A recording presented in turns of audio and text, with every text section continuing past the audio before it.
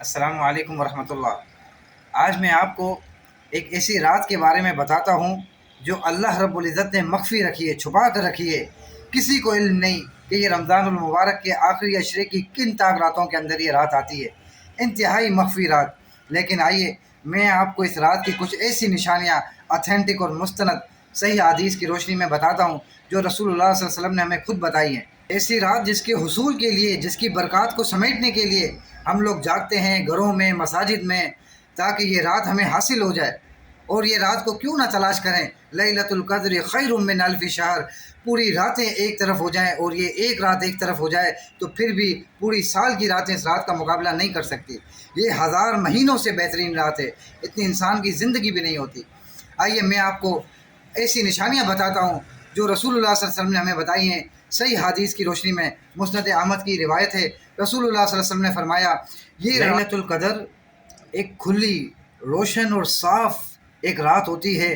اس رات میں نہ زیادہ گرمی ہوتی ہے نہ زیادہ سردی ہوتی ہے، انتہائی معتدل اور روشن رات ہوتی ہے۔ اس رات میں انتہا اطمینان اور سکون ملتا ہے اور عبادات کے اندر لذت حاصل ہوتی ہے۔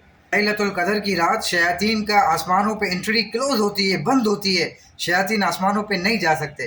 عام راتوں میں شیاطین خبریں سننے گیٹ کے اوپر جاتے ہیں اور فرشتوں نے شہاب ان ثاقب مارتے ہیں، ایک روشن ستارہ مارتے ہیں، لیکن یہ لیلۃ القدر کی رات کو نہیں ہوتا۔ یہ امن کی نشانی ہے۔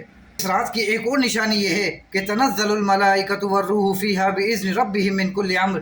جبریل علیہ السلام فرشتوں کے لشکر کے ساتھ زمین پر اترتے ہیں اور آسمانوں سے فرشتوں کے لشکر اترتے ہیں زمین پر اور مغفرت اور بخشش کی دعائیں کرتے ہیں ان لوگوں کے لیے جو اللہ کی عبادت میں مصروف ہوتے ہیں۔ اور سب سے بڑی نشانی یہ ہے کہ اس رات کے بعد جب سورج طلوع ہوتا ہے، جب سورج نکلتا ہے تو سورج کی شعاؤں میں تپش نہیں ہوتی، اس کی تپش اور گرماش نہیں ہوتی، چودھویں کے چاند کی طرح صاف، شفاف اور ٹھنڈا ہوتا ہے۔